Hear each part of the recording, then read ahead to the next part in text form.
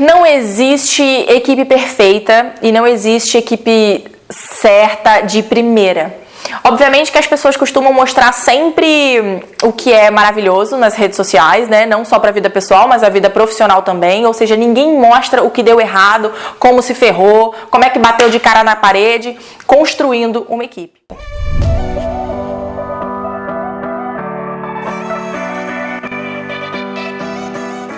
A equipe, ela é uma construção diária, onde você precisa moldar as pessoas o tempo inteiro. Então, ela faz parte do dia a dia da empresa e é uma das coisas mais difíceis de fazer e reter dentro da empresa. Tem empresas aí, grandes empresas, que o turnover, que a gente chama, né, a entrada e saída de funcionário é gigantesca, é enorme. Então, não pense que no mercado de casamento isso é diferente. Não é.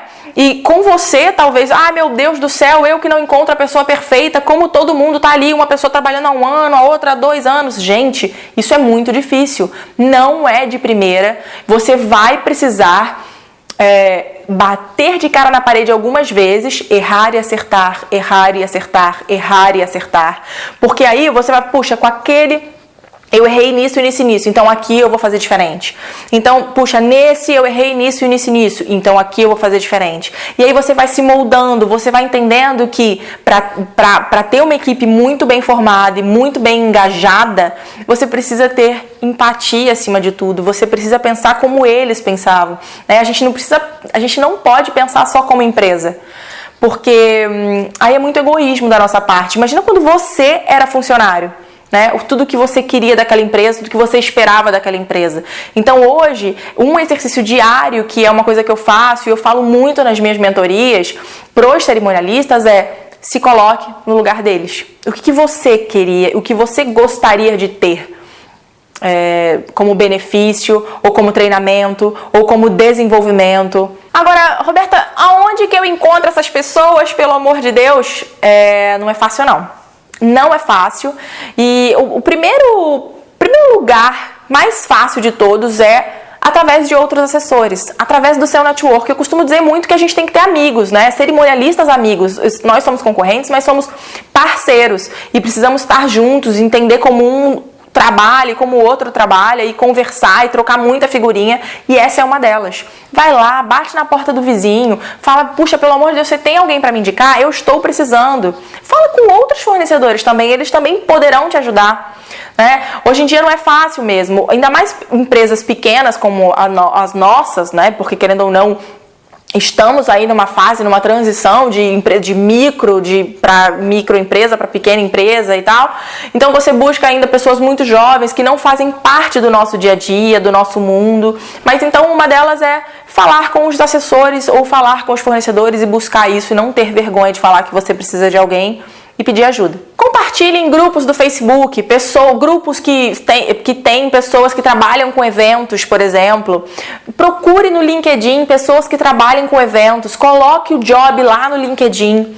Procura ver como é que faz isso, porque você consegue encontrar pessoas, gente que faça faculdade de eventos, você pode conseguir um estagiário através disso. Né? Então, não é tão complicado quanto parece, mas você precisa focar pelo menos um dia da sua vida para construir isso e ir atrás disso. E depois deixar um e-mail específico para as pessoas mandarem esses currículos. Para você conseguir filtrar, que o primeiro filtro é através dos currículos. E aí, ok, perfeito, com os currículos na mão, como eu disse, esse é o primeiro filtro que você vai fazer, você precisa estabelecer algumas premissas. Na verdade, quando você divulgou a vaga, essas premissas já estavam lá. Então, essa pessoa ela precisa ter alguma formação específica, relações públicas, eventos, publicidade, turismo, tudo que seja ligado a eventos, por exemplo. Outra premissa, precisa morar perto do escritório, precisa ter carro para ir para os eventos. Não sei, pode ser coisas que influenciem para você na hora de você tomar essa decisão. Agora, qual foi a faculdade ou qual... Isso, para mim, por exemplo, não influencia tanto, né? Qual foi a instituição, mas sim qual a formação, porque isso pode dar um bom caminho. Falar inglês, falar espanhol, pra gente, por exemplo, aqui a gente faz Destination Wedding, quando a gente abriu a vaga de Destination Wedding, tinha que falar inglês ou falar espanhol, então realmente isso foi uma premissa e uma premissa muito importante, porque a gente precisa se comunicar com o pessoal lá fora, então como se comunicar? Através de outras línguas, obviamente. Precisa ter experiência com eventos corporativos ou com eventos sociais, ou já ter trabalhado com casamento. Isso quem vai decidir é você. E depois de um tempo, depois que você já quebrar a cara e tal, você vai entendendo melhor quais são as premissas principais para você conseguir selecionar essas pessoas. Bom, depois então desse primeiro filtro, agende a primeira entrevista. A ideia dessa primeira entrevista é fazer uma entrevista online. Não perca tanto tempo e não deixe a pessoa perder o tempo dela também, né? Então faça uma entrevista online, uma entrevista curta, rápida, de uns 20 minutos mais ou menos, e foque para você conhecer essa pessoa como ser humano. Você já tem ideia um pouco da experiência profissional dela através daquele currículo, mas tente tirar ali que ser humano é aquele que está ali atrás daquela tela.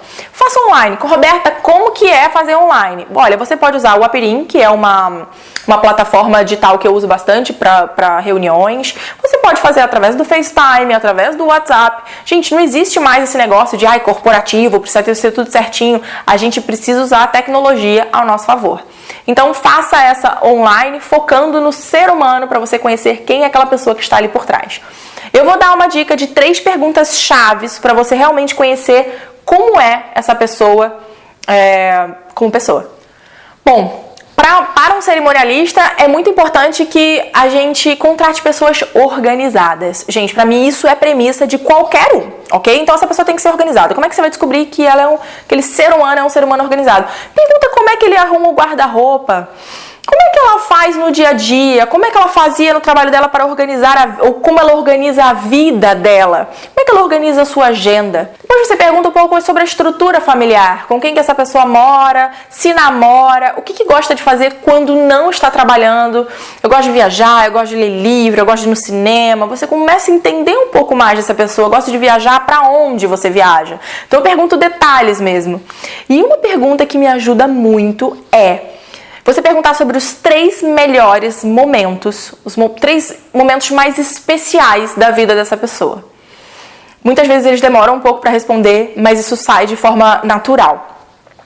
E aí você consegue entender quais são as prioridades para aquela pessoa. Se aquela pessoa fala de coisas muito materiais, você entende que ela é uma pessoa mais materialista. Se ela fala de coisas muito familiares, quando a minha mãe falou alguma coisa para mim, ou quando eu casei, ou quando... Você entende que a estrutura familiar é muito importante para ela e ela preza muito por aquilo. E aí você vai, então, filtrando e vendo quais são os valores que fazem mais sentido para a sua empresa e para você. Tente direcionar essas perguntas para você conseguir entender e identificar esses valores, se eles combinam ou se não combinam, né? Qual que é a maior paixão daquela pessoa, o que motiva aquela pessoa, né? Então você vai direcionando um pouco para entender esses valores. E é claro que é nesse momento também que eu falo sobre a vaga, a descrição da vaga, o que eu vou oferecer, qual que é o salário, quais são os benefícios, como é que vai funcionar, entrada, horário, saída e etc. Então a gente deixa tudo muito claro para a pessoa não ter dúvidas depois também, né? É importante deixar isso... de falar de forma objetiva, mas que não tenha dúvidas depois. Bom, e aí depois, então, você fez esse filtro, conheceu as pessoas, identificou, gostou, a gente vai para o segundo passo. O segundo passo é um exercício. Eu montei um exercício que a gente sempre manda isso nas entrevistas e funciona muito. Então, eu peço para a pessoa construir um cronograma, mando para ela todo um alinhamento de um casamento real, peço para ela construir esse cronograma. E além disso, eu mando 3 orçamentos diferentes de 3 buffets para um casamento só específico e eu peço para ela analisar o custo-benefício daqueles 3 buffets, qual que é a melhor opção para aquele casal. Então eu faço um estudo de caso e mando para a pessoa resolver para mim. Depois ela devolve e aí com isso é mais um filtro, você entende como ela organiza, a capacidade analítica, você entende um pouco se ela consegue olhar e fazer, né? Se ela tem essa facilidade de pegar uma coisa no meio e simplesmente executar. Então, isso é importante para nós cerimonialistas. Uma pessoa que precisa fazer cronograma, uma pessoa que sabe analisar um orçamento, que sabe dizer e sugerir o que é melhor para aqueles noivos, né? Então, isso já é um grande direcional. Você pode também criar outros exercícios que sejam fundamentais para você contratar uma pessoa para sua empresa, né? O que é fundamental para aquela vaga específica? pensa num exercício, cria e manda por e-mail. O ideal é que você estipule até 24 horas para essa pessoa te responder, não mais do que isso, porque ela vai ter muito tempo para consultar pessoas, etc. Então não dê muito tempo não, e a gente entende também um pouco do comprometimento, da responsabilidade dessa pessoa. E o que você faz para montar esses exercícios e que tipo de exercício você pode mostrar para ela? Pensa quais são as qualidades que você quer buscar na pessoa. Eu preciso de uma pessoa proativa, eu preciso de uma pessoa analítica, eu preciso de uma pessoa organizada, eu preciso do quê? Eu preciso de uma pessoa prática, eu preciso de uma pessoa objetiva. Com base em tudo isso, você vai conseguir montar um exercício para fazer com que você tire aquilo dela. No meu caso, como eu mando esses 2 exercícios, eu consigo avaliar o nível de atenção, o nível de detalhe que aquela pessoa considera, né, o nível analítico daquela pessoa e o nível de organização também. E várias outras coisas que eu consigo analisar dentro desses 2 exercícios. Mexer no Excel também, né? Muito importante. Assessor precisa saber mexer no Excel. Cerimonialista precisa saber mexer no Excel. E aí, indo para as perguntas chaves dessa terceira e última fase da entrevista. E eu vou dar algumas ideias de perguntas aqui pra vocês, o que vocês podem fazer pra tirar boas coisas dessas pessoas. A primeira delas é: por que quer trabalhar com casamento? A gente precisa amar isso e ela também precisa amar, essa pessoa precisa amar fazer isso. A gente trabalha quase todo final de semana, a gente trabalha muito, a gente faz muita reunião à noite, então ela precisa realmente se dedicar para aquilo, porque senão vai dar 6 meses, vai bater o fofo, como diz meu pai, e vai sair fora. Então, se não tiver amor naquilo que faz, cara, não vai durar muito tempo. Então, busque entender por que ela quer trabalhar com casamentos.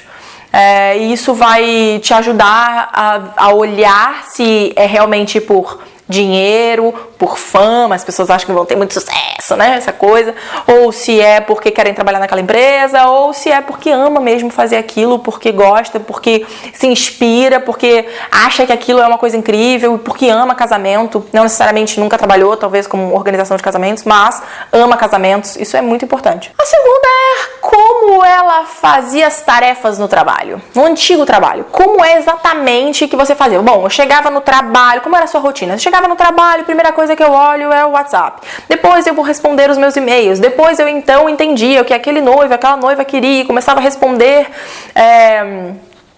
sei lá, os fornecedores. Então, entender como ela organiza o dia a dia no trabalho é importante para você entender a organização e as prioridades que essa pessoa dá. Uma pergunta tricky que eu sempre pergunto e depois as meninas sempre falam: nossa, Roberta, essa pergunta foi muito tensa nesse momento.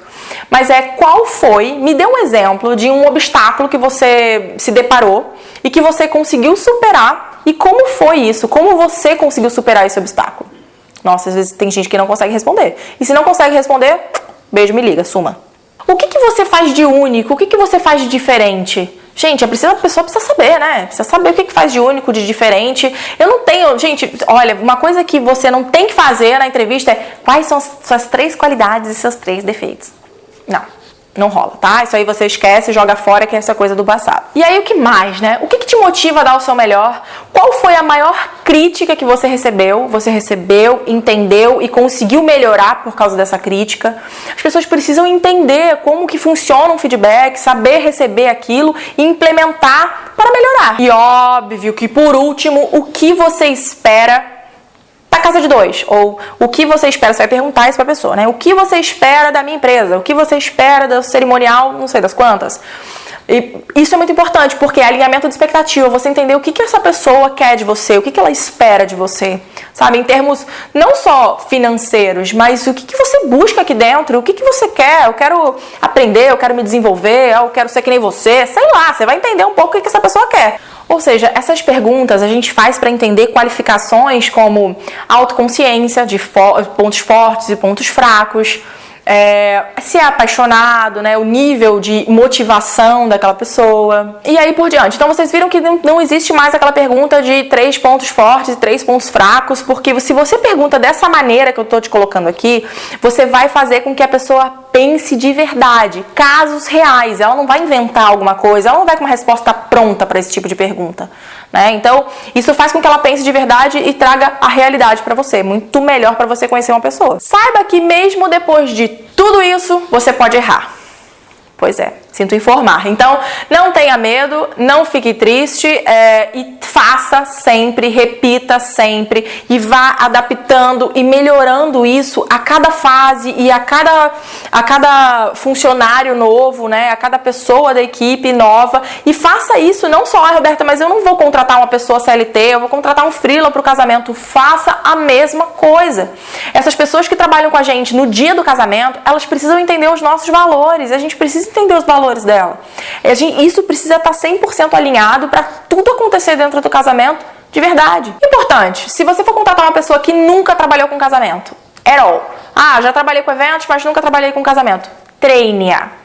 Explique qual é o flow do casamento, qual que é o fluxo, como é que funciona um casamento, para ela não cair perdida de paraquedas. Essa é a primeira coisa que você tem que fazer. Mesmo que a pessoa tenha experiência com eventos, se nunca trabalhou com casamento, não sabe como isso funciona e é o seu papel ensinar e desenvolver essa pessoa. Legal, maravilha, você conseguiu construir uma equipe boa lá para o dia do casamento ou para o seu escritório interno, seja lá o que for, mas principalmente para o dia do casamento, o que você vai fazer? Você vai, então, a partir daí, observar essas pessoas trabalhando efetivamente, né?